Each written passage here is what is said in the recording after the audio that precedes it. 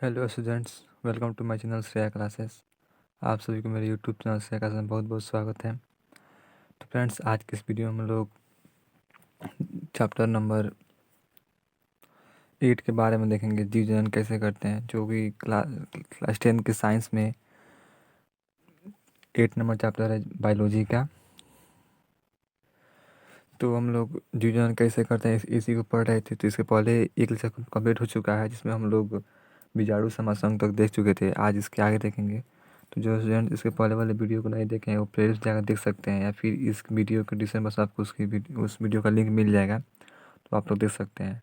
और हाँ स्टूडेंट, जो स्टूडेंट्स इस यूट्यूब पर पहली बार आए उनसे यही कहूँगा कि एक बार प्लेलिस्ट जाकर जरूर देखें, क्योंकि मेरे यूट्यूब पर क्लास 9 से 12 तक सभी सब्जेक्ट को पढ़ाया जाता है और एग्ज़ाम की भी तैयारी कराया जाता है, जो कॉम्पिटिशन एग्ज़ाम होता है। तो एक बार प्लेलिस्ट जाकर जरूर देखें।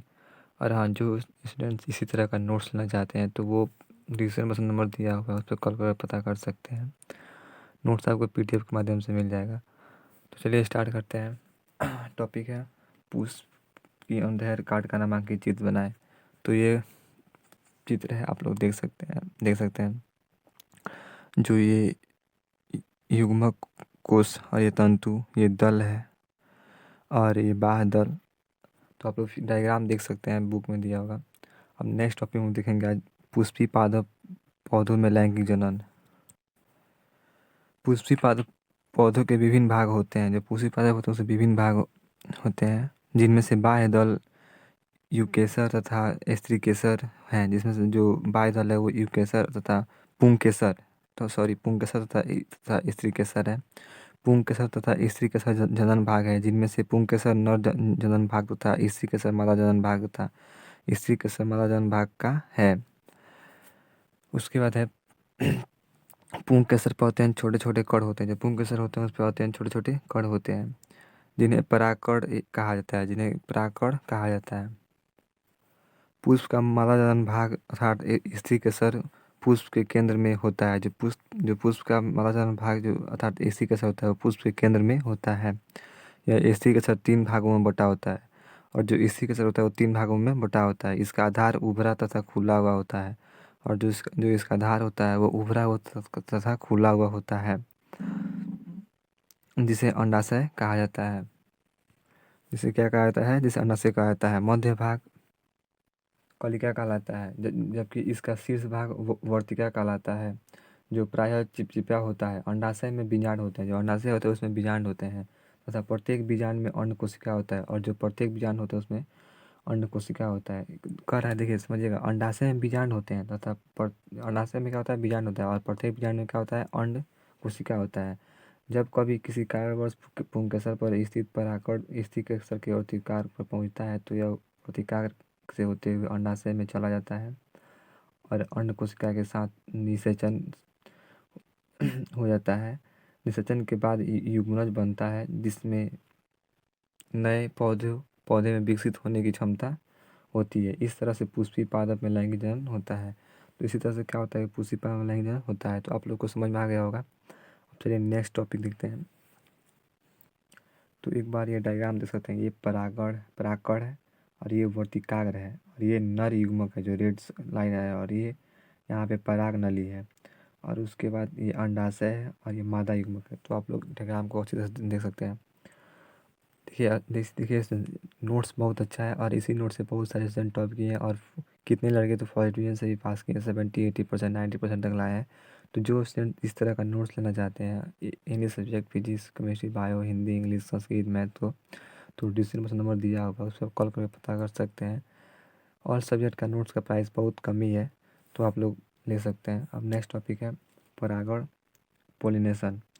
पुंकेसर के परागण का स्त्रीकेसर कि वर्तिकाग्र पर पहुंचने की प्रक्रिया को परागण कहा जाता है।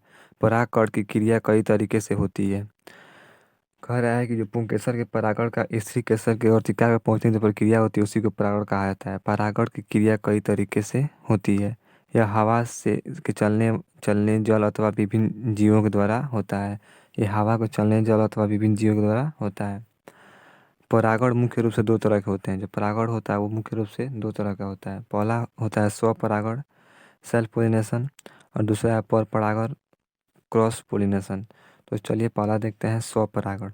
जब किसी पुष्प के पुंकेसर का परागण उसी पुष्प के स्त्री केसर के वर्तिकार पर पहुंचता है तब ऐसे परागण को स्वपरागण कहा जाता है। देखिए क्या कह रहा है, समझिएगा। जब जैसे कोई जो पुष्प है वो पुष्प के पुंकेसर का जो परागण होता है वो उसी पुष्प के स्त्री केसर के वर्तिकार पर पहुंचता है तो ऐसे परागण को स्वपरागण कहा जाता है। अब नेक्स्ट टॉपिक है पर परागण। पर परागण नेक्स्ट टॉपिक है पर परागण। जब किसी पुष्प के पुंकेसर का परागण उस पुष्प को छोड़कर किसी अन्य पुष्प के वर्तिकाक पर पहुंचता है तो ऐसे परागण को पर परागण कहा जाता है। ये कह रहा है कि जब किसी पुष्प के पुंकेसर का परागण उस पुष्प को छोड़कर किसी अन्य पुष्प के वर्तिकाक पर पहुंचता है तो ऐसे परागण को पर परागण कहा जाता है। नेक्स्ट टॉपिक है यौनारंभ प्यूबर्टी। तो ये कह रहा है जब लड़के अथवा लड़की किशोरावस्था में पहुंचते हैं तब उनके शरीर तथा मन में कई तरह के परिवर्तन होने लगते हैं जो उन्हें युवावस्था की तरफ ले जाता है। कह रहा है कि जब लड़का अथवा लड़की जब किशोरावस्था में पहुंचते हैं तब उनके मन में कई तरह का परिवर्तन होने लगता है जो उन्हें युवावस्था की तरफ ले जाता है। युवा अवस्था की तरफ ले जाने वाले ऐसे ही परिवर्तनों को यौनारंभ कहा जाता है। जो युवा अवस्था की तरफ ले जाने वाले जो परिवर्तन होता है उसी को यौनारंभ कहा जाता है। यौनारंभ के कई लक्षण होते हैं। जो यौनारंभ होता है उसके कई लक्षण होते हैं। इनमें से कुछ लक्षण लड़के तथा लड़कियों में समान होते हैं।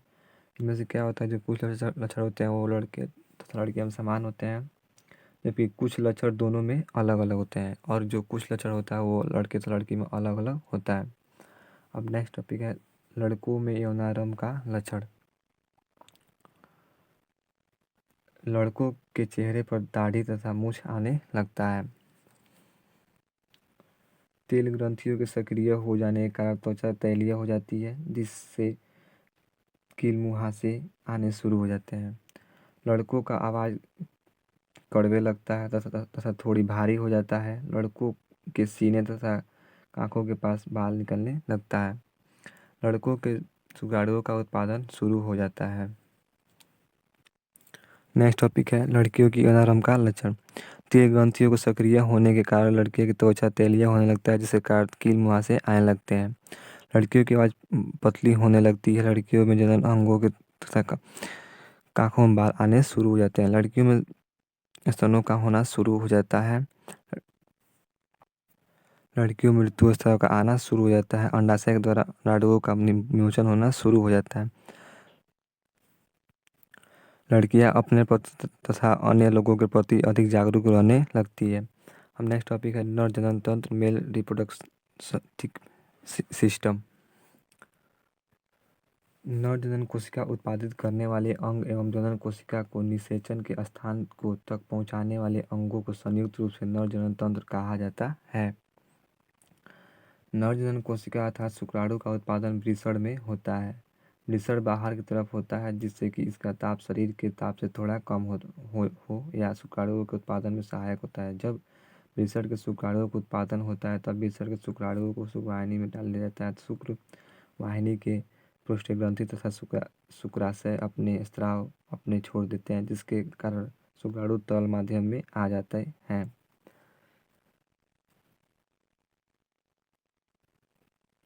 इसके दोहरा फायदा होता है। पहला फायदा यह होता है कि शुक्राणु के तरल माध्यम में आ जाने से यह आगे की तरफ आसानी से गति कर पाता है और दूसरा फायदा यह है कि शुक्राणुओं को उस तरल माध्यम से पोषण की प्राप्ति होती है। शुक्रवाहिनी से होता हुआ यह शुक्राणु मूत्रमार्ग में आ जाता है और मूत्रमार्ग से होते हुए शरीर के बाहर निकल जाता है। तो इतना टॉपिक आप लोग समझ में आ गया होगा। तो वीडियो कैसे लाइक कमेंट में जरूर बताइएगा। अगर वीडियो अच्छी लगी हुई तो वीडियो को लाइक कर दीजिएगा और चैनल को सब्सक्राइब करके बेल आइकन को दबा दीजिएगा क्योंकि जो भी वीडियो अपलोड होगा उसका नोटिफिकेशन आपके पास सबसे पहले पहुंच जाए। तो चलिए मिलते हैं नेक्स्ट वीडियो में, तब तक धन्यवाद। जय हिंद, जय भारत।